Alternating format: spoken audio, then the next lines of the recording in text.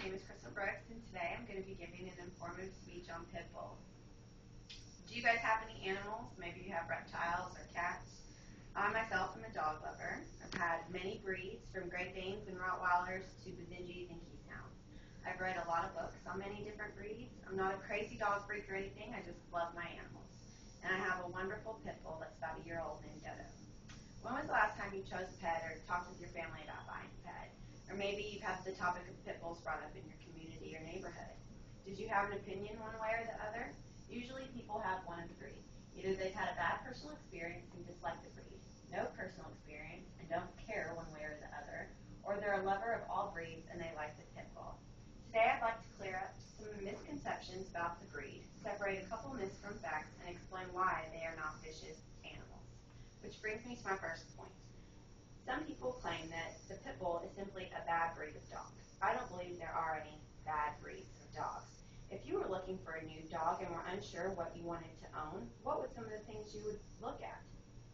The characteristics of the breed, how they acted around children.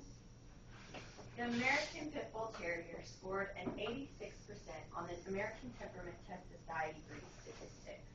Not bad considering some of the more friendly breeds like the Border Collie and the Basenji scored lower.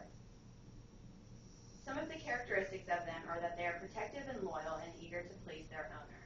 But they have a strong, stocky build and strong jaws, and they put a head on their targets for people interested in fighting dogs. Which brings me to my second main point. Not all pit bulls are fighting dogs with locking jaws.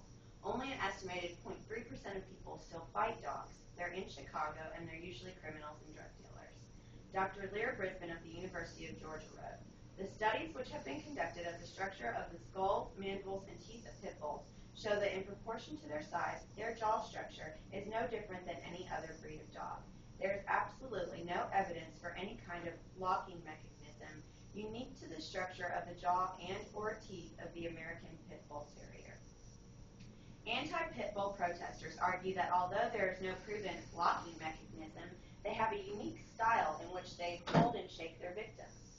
All dogs hold and shake their victims. They hold and shake their chew toys, and they hold and shake their bones. One day, I was vacuuming my car out at my mother's house, who lives in a cul-de-sac in a nice neighborhood in Franklin.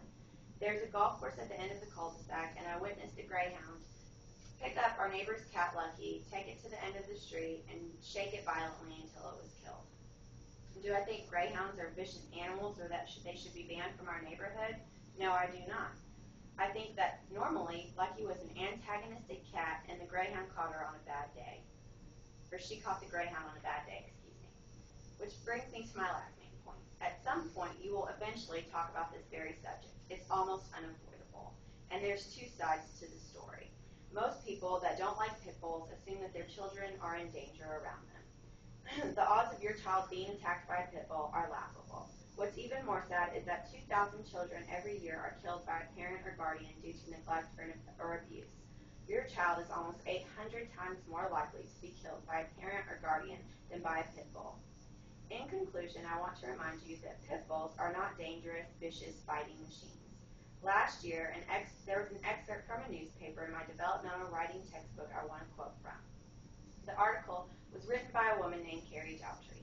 Her article, entitled, "Let's Not Fool Ourselves, Pit Bulls Are Dangerous," Carrie says, "Spare me the nature versus nurture nonsense. Don't waste your breath or my email space with heartwarming tales about your lovable pit bull. I really don't care that it's so sweet, you kiss it on the mouth or let it sleep with the baby in the bassinet. Frankly, those stories give me the creeps." Carrie has her mind made up. I do not intend to sway the way everyone feels about pit bulls, but I do want you to remember that when children or people are attacked, usually one of two things happen. One, either they were neglecting or abusing the animal and the animal struck back, or two, it was an unpredictable event that could have happened with any breed of dog. Either way, I hope I've helped you to see that I'm not just a crazy dog lover, but pit bulls are not killing machines. They're just another breed.